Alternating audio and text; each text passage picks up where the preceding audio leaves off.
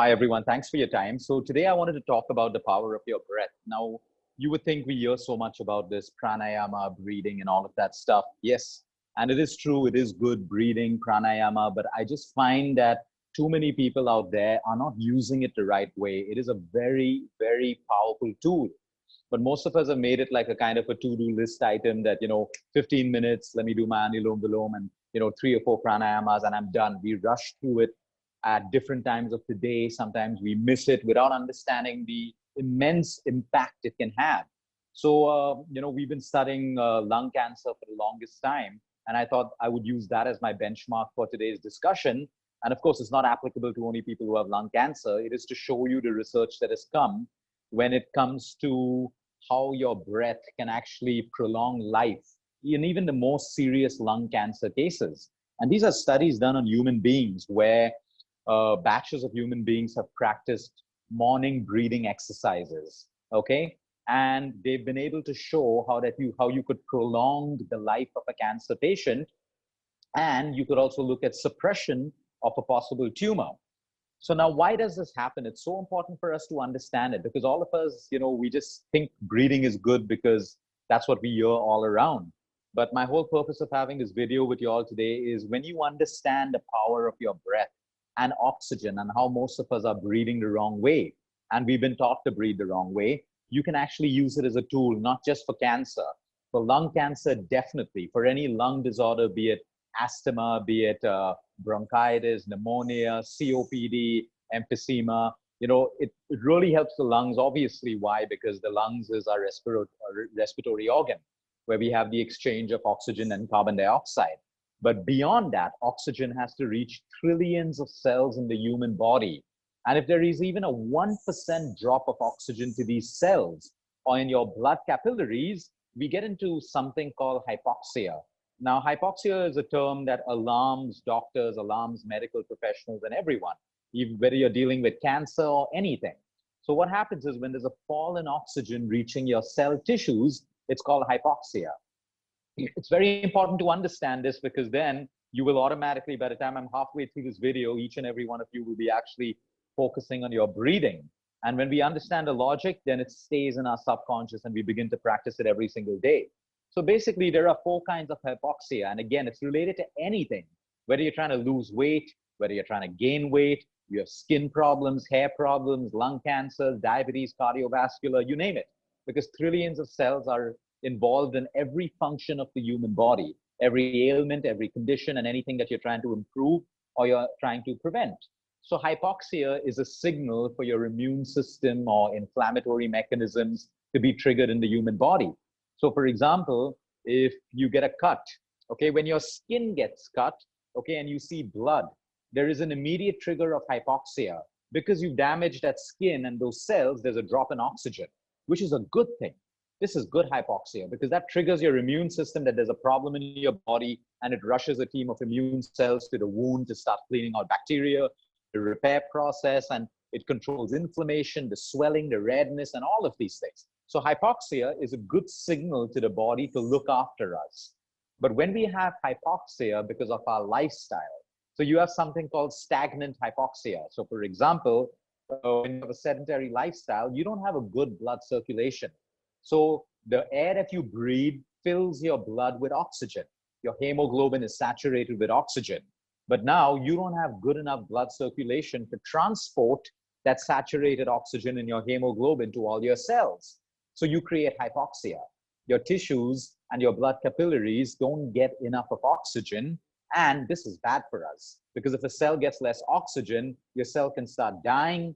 It can trigger your immune system when it's not supposed to be triggered. You can have inflammation when you're not supposed to have inflammation, and a whole load of other problems, including your brain, your thinking. That's why people who are lethargic, they're always lazy. If they're sitting in front of the TV, they want to sit more and more. Even though they may think that I need to get up and exercise, they feel so lethargic because you don't have sufficient oxygen reaching your cells to get you into action and to get you into movement. So that's stagnant hypoxia. So hypoxia is when your tissues, your cell tissues have less oxygen. Hypoxemia is when your blood capillaries have less oxygen. Now you have hypoxic hypoxia. Now this is the most dangerous and the most common that people have. So for example, I have less oxygen in my blood, and my hemoglobin is not saturated with enough of oxygen. So I create hypoxia. Now, this can happen when people go mountain climbing. There's a change in the altitude and you have a drop in oxygen. It can induce hypoxia. You breathe in inert gases. Anesthesia, whenever you go in for a surgery, the anesthesia is designed to induce hypoxia for you. Okay? This is bad when it's not controlled. And then we have a hypoxia, which is anemic hypoxia. So over here, you're able to get sufficient oxygen into your system, but you don't have the right amount of hemoglobin to latch onto that oxygen. You see, we have oxygen in blood, but the hemoglobin has to saturate itself with that oxygen, and then your blood carries it to trillions of cells in the human body. So anemic, you have less hemoglobin, less iron. So people with low iron levels, people who are anemic, you can understand that it's not just the problem of low iron. It is impacting trillions of cells in your body. That includes your brain, your liver, your pancreas, your kidneys, everything. And if you have cancer, it's even worse, which is why we need to maintain your iron levels. So at some point, a patient may even have to go through transfusions. And usually we would like to get it up with food, but when you need your iron levels to be rapidly up, especially when you have iron, yes, you must take that transfusion, because otherwise you're depriving trillions of cells from oxygen, including the cancer cells, which do not survive in an oxygenated environment. So if we have low iron and low hemoglobin, guess what? We are creating an environment which is favorable for cancer, because we've created low oxygen through hypoxia in the system. That is why it is so important for cancer patients, or any patient, to maintain their hemoglobin levels and maintain their iron levels. There are certain conditions where people have low hemoglobin and they learn to live a completely okay life. And like I said, some people's hemoglobin may never be up to the mark, but that's okay. Through your exercise, through your breathing, through good food, you can still maintain the power of oxygen in your body. And that's why I call it the power of your breath. And then we have histotoxic anemia, which hypoxia, which is caused, like the word says, by poison. So if you inhale poisonous gases or you eat something which is poisonous, your cell tissues are basically poisoned and they cannot utilize oxygen that you're breathing in. And that can lead to death, or it could lead to, less blood oxygen in your cells and the failure of vital organs in your body. So understand hypoxia. When there's a drop of oxygen, okay, it's okay for a while. But after a while, you are creating incredible damage to not just the brain, every organ in your body. And if you have cancer, no matter how good your treatment is, no matter what you're getting in, your body still needs what it needs for survival, which is oxygen. And this is where the power of your breath comes in. Now, like I said, this is primarily for lung cancer patients, the immense effect that your morning breathing exercises can have for you. But over and above that, for everyone else, because now you understood hypoxia is real for everyone. So when I talk about morning breathing exercises, okay, you wake up in the morning, we have to start following the circadian rhythm. Whether you like it or not, when you wake up in the morning, your cortisol levels are the highest. Okay, that's how the human body is designed, and that's how the circadian rhythm works for us. So people who constantly sleep late and they wake up, late in the morning, they miss the circadian rhythm. Now there are some people who work night shifts, who pilots, doctors, the police force, whatever it is, but their bodies learn to adapt after a while. But especially if you're sick, you have a problem, you have a health ailment, this is why you need to sleep on time to balance your circadian rhythm. Now, when you wake up in the morning, if you jump straight into your day, you get into stress, you're already entering your day with high cortisol levels, which is why your morning ritual for you is so important. You wake up in the morning, that 1 hour is your time, or even half an hour if you don't have 1 hour. Okay, you can sit, prepare yourself after you, bathe, use the bathroom, you brush your teeth and stuff like that. You want to keep your system clean before you start morning breathing exercises. And then you sit down and you begin your breathing exercises. Now, people who are doing yoga, follow that process where you do your asanas first and then you do your pranayama, which is your morning breathing exercises, and you can move beautifully into a meditation. Like you see, yoga is a complete kit over there. But for people who are not doing yoga, you may want to do a walk for about 5, 10, 15 minutes. If it's your workout time, finish your workout, but then you got to sit down and finish your morning breathing exercises, which could be anywhere from a minimum of 10 minutes to a maximum of your call. It could be 30, 40, 45 minutes. It's really up to you. But please understand that you have to do this. This is mandatory for you. You see, the human body, when it wakes up, it was never designed to jump straight into action like we do today. You know, we have to do everything in 15 minutes, leave for office, drop the kids to school, all of that stuff. That is highly unnatural to the human body. We may adapt to it, but when you have sickness in you, you have to adapt to your old self, which is following the rhythm. So you have to make time for these morning breathing exercises. And yes, you have to do it consistently. Every single day, like you brush your teeth, you need to do your breathing exercises. One day you may do 30 minutes, the next day you may do 10 minutes, but at least you did 10 minutes. Because that time in the morning when your cortisol levels and your adrenaline are at its highest, that is the time you need to make use of oxygen and carbon dioxide through your breathing. So whatever pranayama you do, you have to understand it. Don't treat it like a to-do list. Some people say, I'll do it later in the day.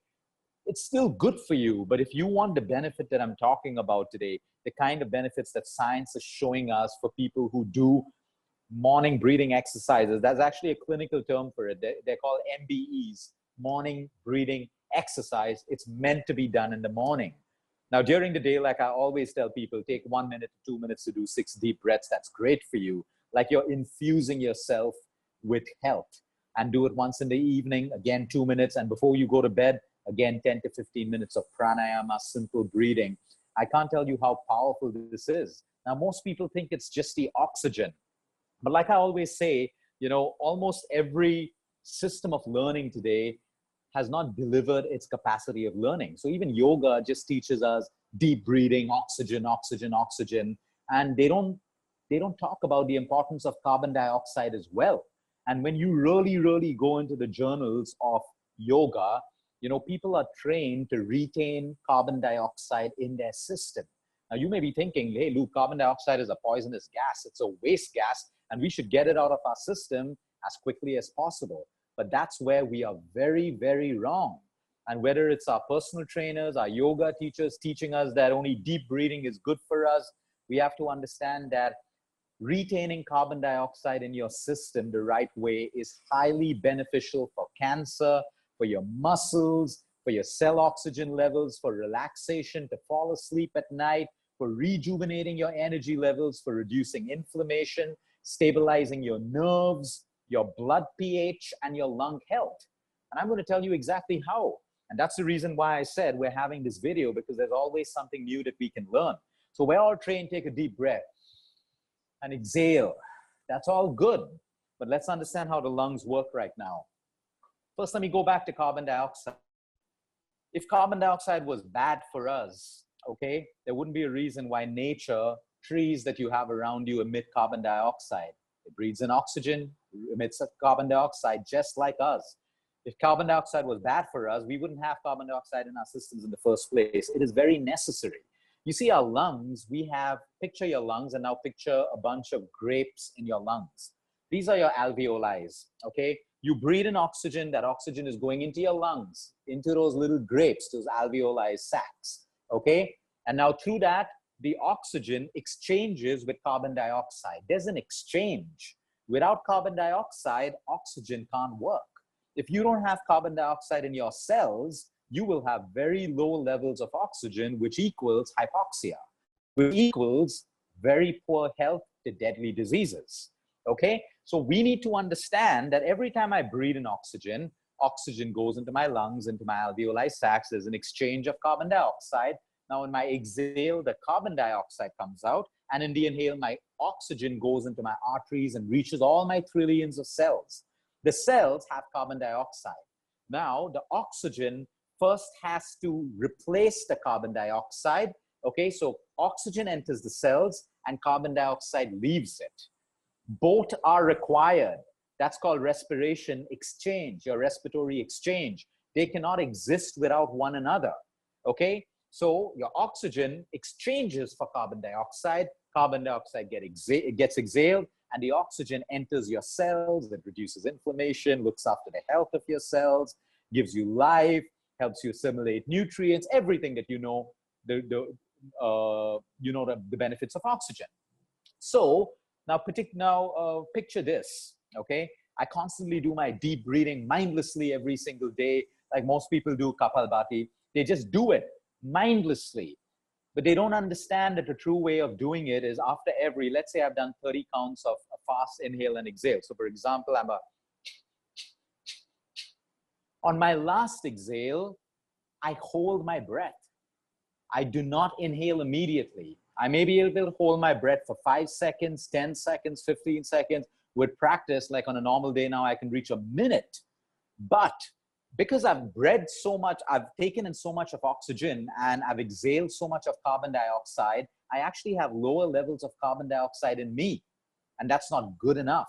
So you see, people are mindlessly doing it, but the actual way of doing that is after your first rep, maybe you've done 30 of them, you hold your breath. So I finish with an exhalation. I'm empty now, but I don't breathe and I hold that. So I'm replenishing my carbon dioxide. And then I do my next. If I'm doing 50, 100, 200, 300 counts because people think they're going to get abs doing that, what you're actually doing is creating more hypoxia in your system. Because the more you breathe in, the more you breathe out. The more you breathe out carbon dioxide, okay, the lower levels you have. And then you got to constantly breathe. But after a while, your pranayama ends. You're not breathing that much and you're left with very low levels of carbon dioxide, which is why pranayama is a science. You have to learn to do it the right way, or else it can actually cause bigger problems with you. You know, people wake up in the morning, go to the window, and they're through their mouth. What's happening now that you understand the science? You're putting in a lot of oxygen, but you're breathing out so much more, exhaling so much more carbon dioxide. That's not good for you, which is why we say, if your inhale is 5 seconds, let your exhale be slower than your inhale. So I'm not emptying out all of my carbon dioxide together. I'm letting it out with a very, very slow exhale. It is so important for us to understand that it's not just about oxygen. So that's why, let's take a simple example of an asthmatic patient or someone who's hyperventilating, someone who has a panic attack. Now what happens? The person is like, more and more carbon dioxide is coming out, okay? So now the cells need more oxygen. So your body and your lungs start hyperventilating to take in more oxygen. But this just creates a vicious cycle. The more oxygen you take, you're hyperventilating out more carbon dioxide. So in the olden days, for an asthmatic patient or a patient with a panic attack, they put a brown paper bag, like a bag, on your nose. So you breathe you breathe out, you exhale and inhale from the brown paper bag. How does that help you? You're taking carbon dioxide back in again. But when I exhale like this, it's going out into the atmosphere. If I do it into a bag, you don't put the bag over your head. That's going to suffocate you. You hold the bag like this. You're exhaling and you're taking in carbon dioxide. And that's the quickest way to reduce the asthmatic attack or to reduce the panic attack and stop hyperventilation. Which is why when people are hyperventilating, what do the medics do? They put an oxygen mask on you straight away. It's a mask. So you're also breathing back in the same carbon dioxide. So when you do mindless breathing, it can harm you. But when you use your breath the right way, it is medicine. It is by far the most powerful drug that can ever exist. Because guess what? There are many people who live without medications. You can live without food. You can live without water. But oxygen, nope, not more than 3 to 4 minutes. The Guinness Book of World Records has a person holding it for 20 to 24 minutes, which is phenomenal. But your prana is your life force, period. When the prana is out of your body, you die. It's as simple as that. Any cause of death, except someone being burnt alive, any cause of death is caused by hypoxia. The heart has to stop and oxygen has to end, and then you die. Whether it's a gunshot wound, whether it's a stab wound, whether it's organ failure, you will die because of a stopping heart and lack of oxygen. Your cells are deprived of oxygen and you die. By now, you will be convinced how every breath of yours is literally a medicine working for you. So take this for example, you're in a stressful situation, you're shouting, you're angry, you're going through extreme stress. How do you breathe? Your breathing becomes quicker and quicker because in stress response, your cortisol goes up, your adrenaline goes up, triggering a higher heart rate, a higher pulse rate, a quicker heartbeat, which means your breathing becomes very shallow. So you're shouting, you're breathing more. What are you exhaling rapidly? Carbon dioxide. Now you have a deficiency of carbon dioxide, so you have a huge problem. For example, let's say you have cancer. I need oxygen to reach your cancer cells every single second. But if I have less carbon dioxide, I'm not going to be able to have that exchange of gases happening. You can take deep breaths. It doesn't mean you're getting more oxygen. It doesn't mean you're getting more oxygen. There has to be an exchange. So if I take a deep breath, I want to have an equally or a longer, deeper exhalation. So I don't pump out my carbon dioxide too quickly. I'm able to retain it. And that's where pranayama comes again into the picture. How many of us focus on retention of the breath? We do deep belly breathing, inhale, exhale, inhale, exhale. And that's a breathing technique I'm going to teach you today. Now, when it comes to people with high blood pressure, a lot of doctors and people will tell you, don't hold your breath, don't do Kapalbhati. And you shouldn't. If you're doing it the wrong way, like I would say one in 1,000 people may be doing Kapalbhati the right way. Okay, it's as simple as that. Most people are just doing it and feeling good because the prana fills your head. You get oxygen saturation, you're feeling good. But what you've done is you've exhaled. And that's why the traditional one teaches you to retain your breath. So you hold in carbon dioxide and you do not affect the overall prana in your system. So the breathing technique is very, very simple. Coming back to high blood pressure, if your pressure is really out of control and you're going through throbbing in your head and there's stress in your front of you and your blood pressure is high because of that, don't do breath retention. But if your high blood pressure is maybe at about 130, 140, starting with very simple breath retention can actually help. Because guess what carbon dioxide does? It acts as a vasodilator, which means it dilates your blood vessels, allowing blood to flow more freely. Now, what happens in a high blood pressure patient? Your vessels constrict, and that's what builds up pressure in your heart, and you have high blood pressure. So to reduce that pressure, your drugs are designed to dilate your blood vessels so that your blood can flow freely. Now, with a little bit of retention, okay, and like I always say, make an informed decision. You may want to have a blood pressure machine with you, and when your pressure is really high at about 140, 150, you may want to do the breathing technique I'm teaching you right now. Check your blood pressure. If it's coming down, great. If it's going up, stop it. It's as simple as that. Every human being is different, but carbon dioxide has immense functions in the human body. Everyone's trying to become alkaline and eat alkaline foods. Guess what? If you have less carbon dioxide in your body, your pH is out of balance. So your breath contains everything, which is why I always tell people today we're doing too much for health. We become health obsessed, but if we just look after our body, we breathe the right way, we sleep the right way, we eat the right way, we exercise the right way, this intelligent machine is designed to look after us without us having to try harder and harder. So the more we practice pranayama, what happens is we train our lungs to breathe in a particular way during the day. So I may be very, very, very, very stressed, but I'm still in control of my breathing. So my breathing doesn't become shallow. I maintain my oxygen and my carbon dioxide ratios, which are required. You know, there's a medical condition when your carbon dioxide actually drops in your system, and it's a serious condition. So even if you have a drop, there are tests where you can check your CO2 levels. I had a patient this morning who had low CO2 levels because of an extreme reaction to a particular food. So you see, your CO2 levels are really, really important. Now, let me take you straight to how to do this breathing exercises. Most of you may be indirectly or unconsciously doing it, but now you will start doing it consciously. So we would start off with a 4 second. If you can't do 4 seconds, do 3 seconds, okay? So the cycle starts off very, very simply, okay? I want to make sure my lungs are completely empty, so I'm not taking a breath. And now I do an inhale for 4 seconds, okay? I do a hold for 4 seconds. I do an exhale for 8 seconds. I'm doubling it because I don't want to exhale my carbon dioxide too quickly. And at the end of the exhale, I hold. Before my next inhale, I hold for 4 seconds. Now, 4 seconds is too difficult for you. Make it 3 seconds and make your exhale 6 seconds. So it's very, very simple. There are 2 steps. Let's do the first one, where we will do 3 counts of your inhale, your hold, and your exhale. Forget about the hold after your exhale. Okay, that will be technique number 2. So my first, let's follow a simple one of 1 is to 2 is to 2.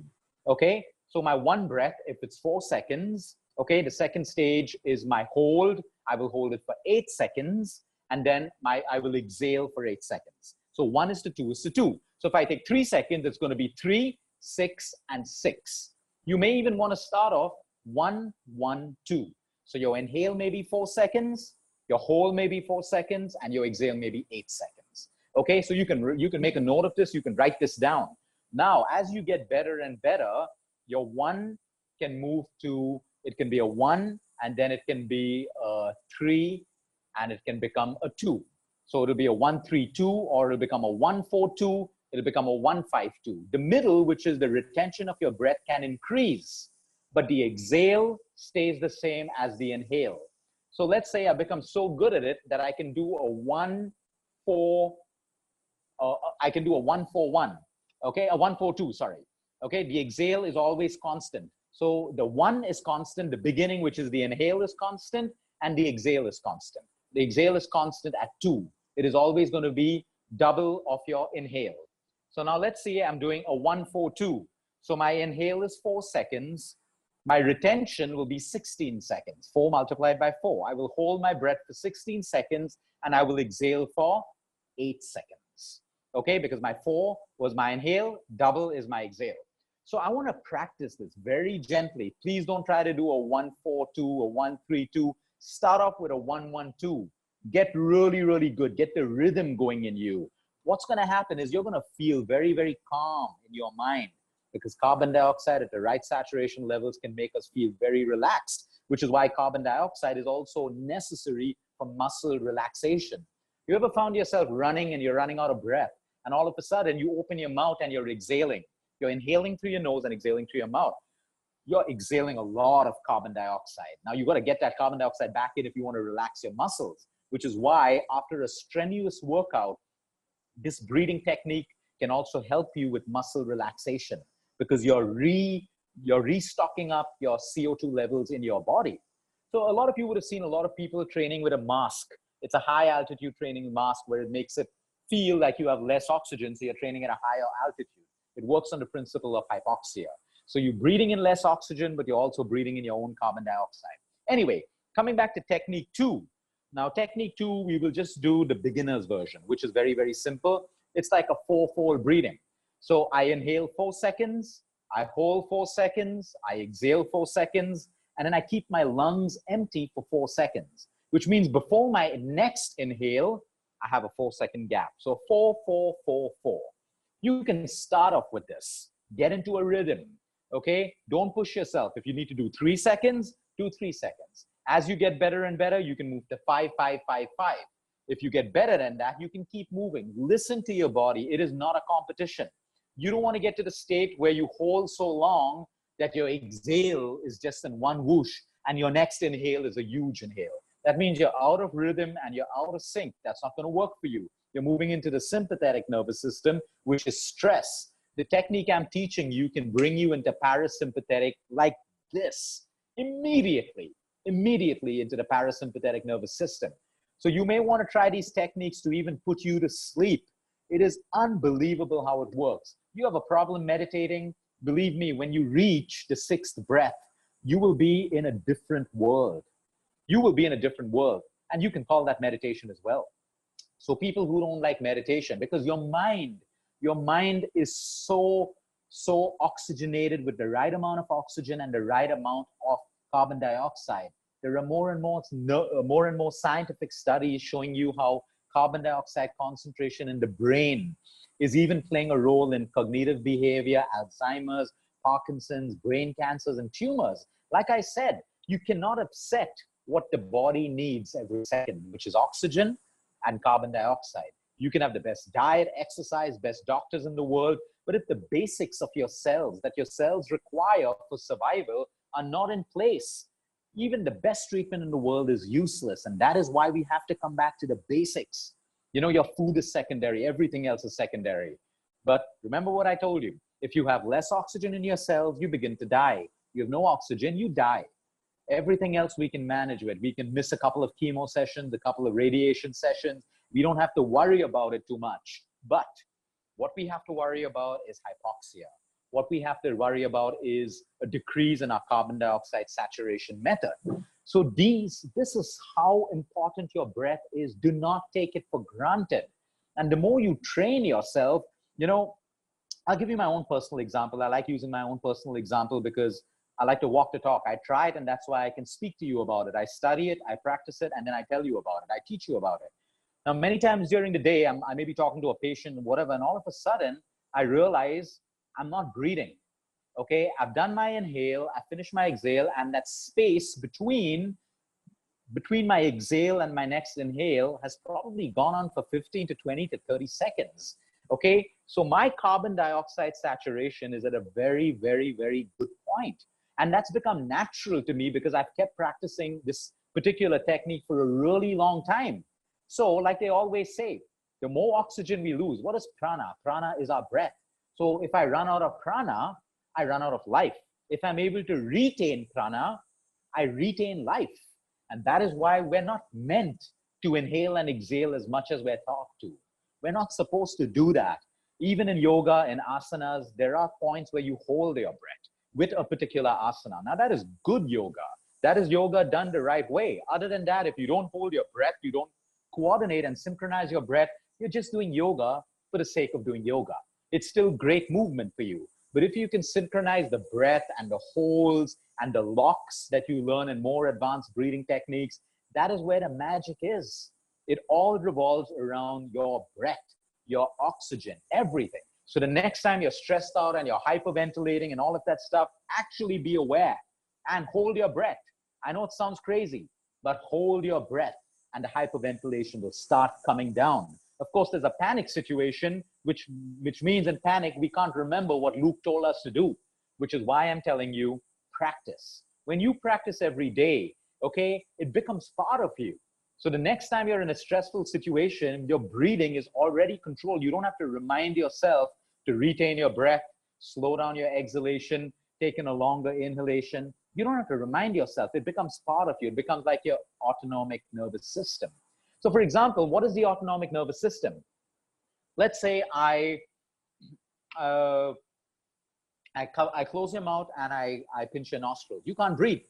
You can't breathe. After a while, your cells will run out of oxygen. Will you die? No, you won't die. You'll get unconscious. You won't die.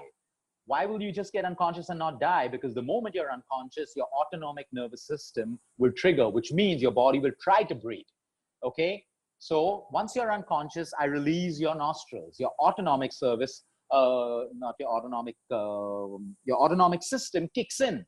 And automatically you take a deep breath and you come out of your unconsciousness. Of course, this works different underwater. If you're underwater and you've drowned and you're underwater and the autonomic system kicks in, you inhale water.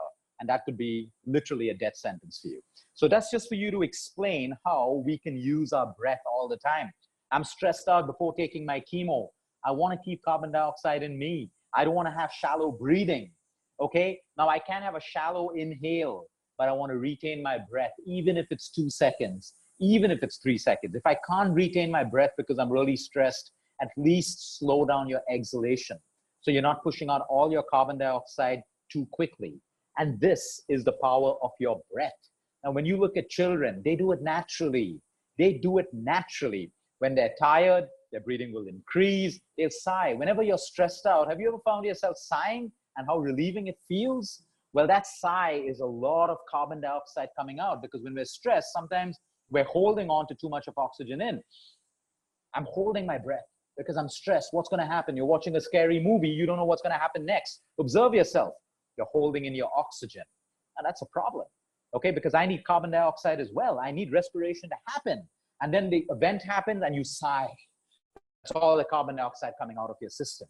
Now that has to be a continuous process. So practice this every morning. Whatever your pranayamas are, please do it, but please do it the right way. Please do it the right way. There are too many people inhaling too much of oxygen and exhaling too much of carbon dioxide too quickly. That's not a good thing. It has to be in control. So even if you're doing a breathing exercise that it's unnatural to the body. What is natural is, so we shouldn't make our pranayama seem unnatural to us. You shouldn't have to push yourself. Do 3 counts, 4 counts, 5 counts. As you get comfortable and your lung capacity gets better, your alveoli sacs get more and more efficient, that 3 seconds will move to 4, 5, 6, and soon you should be able to retain your breath for maybe even a minute, and followed by a very slow exhale. Now, do remember that if you have extreme kidney problems, or you have, you've been on ventilators too often or on oxygen cylinders too often, Please keep it very simple. Like that, like I said, do a 4-4-4. You can't go wrong with a 4-4-4. A 4-second inhale, a 4-second retention, and a 4-second exhale. Listen to your body. Listen to your body. When you finish this, you should feel brilliant. You should actually feel sometimes that you're very not lethargic, you're energized, but you're too calm. You're too calm. Like this morning, since I was going to do this talk, I didn't overdo it, but I spent a lot more time doing this. And 1 hour after that, I felt like I needed a coffee to wake me up. I didn't have the coffee. It's a stimulant. I was actually just so calm. I was so calm. It took me 2-3 hours for my body to come back to like a normal, which is why imagine if I did that before sleeping at night. I would get into a very, very, very deep sleep. And I would also maintain carbon dioxide levels, which are required when I sleep. And that's another beauty. Look, when you sleep, everyone's breathing slows down. Why? Because you want to maintain carbon dioxide while you sleep for every bodily function. When you look at sleep apnea, people hyperventilate. And that's why they need the mask, because they're giving out too much of carbon dioxide, because they're hyperventilating in their sleep. They wake up gasping for breath. Hyperventilation is a bad thing. The more hyperventilation you have, the more you should practice breath retention. So this is what I wanted to discuss with you. We will save this video and also share it with you. But please understand, you may be on the best nutrition plan, the best chemo. Everything is to do with your breath. I want you to make it like a ritual. No matter what happens, like brushing your teeth in the morning, you will do that 5 or 10 minutes. It takes you about 2-3 counts. Now, like for example, I do 2 breaths in an hour. So my one entire breath is 30 seconds and my second breath is 30 seconds. So I'm hoping to use less breaths in a minute over time. That's how we get more efficient. That's how we get stronger. That's how we live longer. So I want you to practice and then start timing yourself. Don't make it a competition. Right now, how many breaths do you need in a minute? You may need 12 or 10. Over time, I want you to come down to 8. Then I want you to come down to 6 and then 5 and then to 4. It's brilliant. That means your lungs are getting stronger. That means you're well oxygenated. You have carbon dioxide. You're going to live a way, way better life. And whatever condition you have is going to get better. I'm not going to say this is going to take away and kill you, but it is a part of every healing system. That's why a lot of people out there, a lot of these yogis, they can heal with their breath. They can actually heal with their breath because they rely on oxygen reaching the cells, carbon dioxide concentration, and the perfect exchange. So these things are real. I'm not here to replace your doctors, replace pills, medication. Absolutely not. I'm here to give you a simple fact that you can't live without oxygen. You can't live without carbon dioxide. These are 2 things you have. So use it and use it the right way. Thank you everyone for your time. I'll just have a look and see if anyone's posted any questions right now. Okay, great. We have no questions. We will send this across to you. If you have any further questions, you can get back to your coaches. But like I said, revisit the way you're breathing when you exercise, when you're doing your pranayama, when you're doing your yoga, and then train yourself. At one particular point, you should be in a state where your breathing is natural no matter what is happening in your life. Whatever. Of course, you're running from a animal or you're running from someone who's chasing you with a knife, your breathing has to get shallow. That's a good thing for you. And that's another reason why stress is killing us. Before I end, now remember the stress response. Okay, olden days evolution, we're built for stress. So I put a tiger in the room. Now you have to run or you have to fight. For that stress response, you require oxygen, a lot of oxygen. You need to exhale a lot of carbon dioxide. Okay, that's a good thing for you. But the stress that affects us today is not us running or fighting. It's sitting in front of our laptop, working on a project, answering our boss's email. It's that stress. So we have the stress, the trigger, but our response is not the way we should be responding to stress, which is why I tell people, if you're angry with your boss or whatever it is, before you settle down, walk around, punch something, punch your hand, do push-ups, do jumping jacks. That's a stress response. You want that carbon dioxide and oxygen exchange to happen, but it doesn't happen in today's kind of stress. I'm going to go and sit in my room and sulk and start working or start looking at YouTube. Okay, I have stress in me, but I don't have the right response action. That's why a lot of people, stress relief is exercise. You're angry, you go and you hit a punching bag. That is good for you. It is really, really, really good for you. It'll bring control in your breathing and respiratory exchange gases. So, but silent stress, where you go and you bottle it all in and you're unable to respond, but it's creating stress for you, That's bottled up stress, and that is extremely, extremely dangerous for you. So when they say walk away from a problem sometime, it literally means walk away from the problem. Okay, so you're not in that stressed position and you're moving. You want some activity. I don't want to be stuck in a chair and dealing with an angry boss or an angry person, and I'm just sitting stressed out, but I can't release stress. Stress has to be released. It cannot be bottled up. And most people, wise people, will use their breath for that. So I'll go for a run, I'll go for a walk, I'll do push-ups, I'll do 10 jumping jacks, and I'll feel better. I'll feel better. Why will I feel better? Because now the stress response and the trigger have matched. The event may still be there, but in my body, everything has gone back to normal. That's called homeostasis, where your body resumes normal functioning through breath. Thanks, everyone. Thank you for your time, and have a great weekend.